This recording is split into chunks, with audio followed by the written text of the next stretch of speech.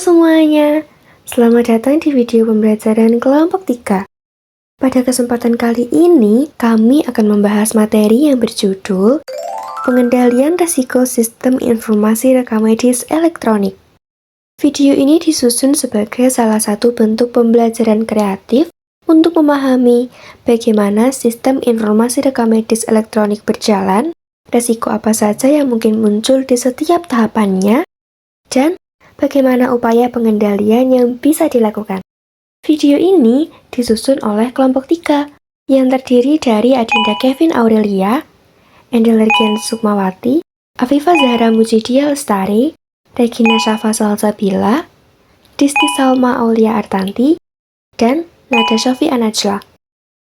Dengan video ini, kami berharap teman-teman dapat memahami konsep dasar sistem informasi rekam medis elektronik sekaligus pentingnya pengendalian risiko di setiap tahap prosesnya.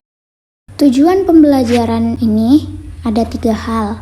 Yang pertama, untuk memahami alur sistem informasi rekam medis elektronik.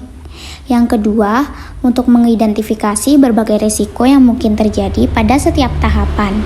Dan yang ketiga, untuk mengetahui upaya pengendalian risiko yang dapat diterapkan agar data pasien tetap aman, akurat, dan rahasia.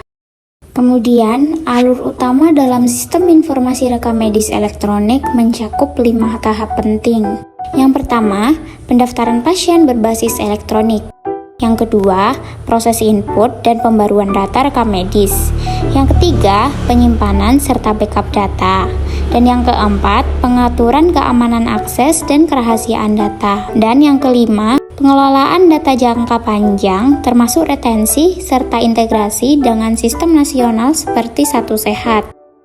Pendaftaran pasien berbasis elektronik. Alur, pasien mengisi data, lalu diberikan kepada petugas verifikasi, lalu data dapat tersimpan secara otomatis di sistem. Risiko, salah input, duplikasi data, sistem error, jaringan tidak stabil. Cara pengendaliannya, validasi otomatis pada sistem, pelatihan petugas pendaftaran, SOP pendaftaran elektronik, sistem auto-save dan auto-check. Input dan update data rekam medis. Tenaga kesehatan menginput hasil pelayanan, lalu data pasien diperbarui secara real-time. Risiko yang dapat terjadi, kesalahan pengisian, keterlambatan input, data tidak sinkron antar modul. Pengendalian, standar format input, fitur notifikasi data kosong, pelatihan data dan supervisi, audit rutin kelengkapan data.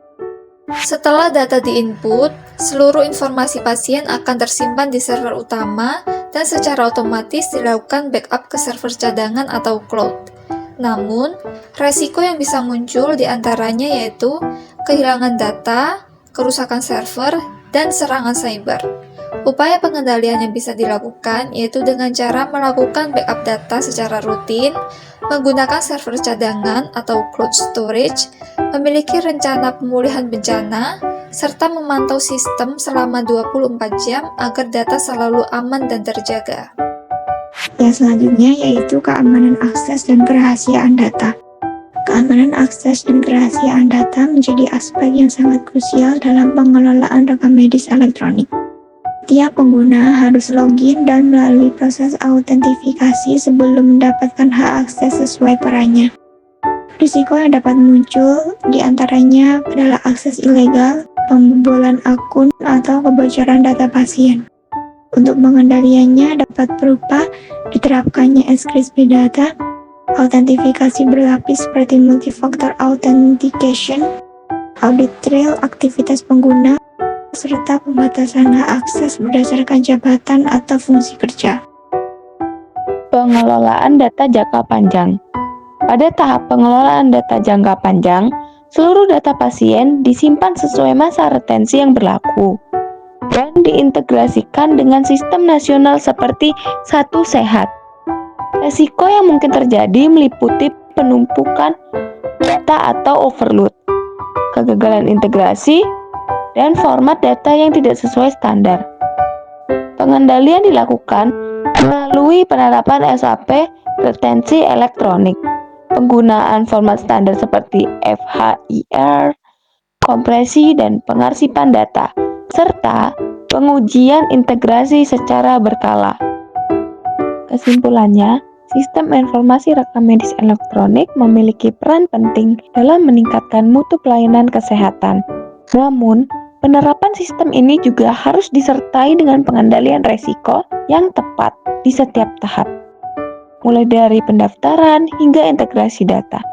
Dengan pengendalian yang baik, data pasien dapat tersimpan dengan aman, pelayanan menjadi lebih efisien, dan kerahasiaan informasi tetap terjaga.